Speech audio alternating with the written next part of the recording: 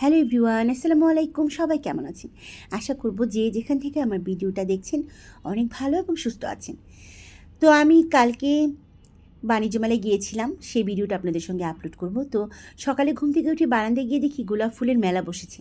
ফুলগুলো দেখে এত ভালো লাগছিল, আপনাদের সঙ্গে একটু শেয়ার করলাম। আর সেই কালকের ভিডিওটা আপনাদের সঙ্গে শেয়ার করছি। তো আমি বাণিজ্য মেলায় গিয়েছি, এত ভিড় যে হাঁটার তো দূরের কথা, ধাক্কাধাক্কির অবস্থা।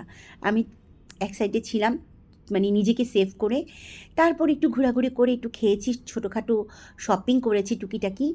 কিন্তু সবথেকে আফসোসের বিষয় হচ্ছে, আমি গিয়েছিলাম ওই যে 100 টাকা করে যে অনেক ব্যান্ড দেয়, রাবার ব্যান্ড, সেগুলো কিনতে। কিন্তু আমার দুঃখজনক বিষয় হচ্ছে আমি কিছুতেই কিনতে পারিনি, কারণ সেদিন আমি যেদিন গেলাম, কালকে গেলাম, সেদিন বাংলাদেশের দোকানদারের সঙ্গে চায়না দোকানদারের মারামারি হয়েছিল। সেজন্য তারা সারাদিন আর দোকানটা খোলেনি। আর ভাগ্য খারাপ হলে যা হয়, ভাগ্য যদি আপনাকে সাপোর্ট না করে, তাহলে আপনি তো কোথাও কোনো কিছু করতে পারবেন না। তো যাই হোক, এখানেই আমার ভিডিও শেষ করছি। ছোট্ট ভিডিওটা আপনাদের সঙ্গে শেয়ার করলাম।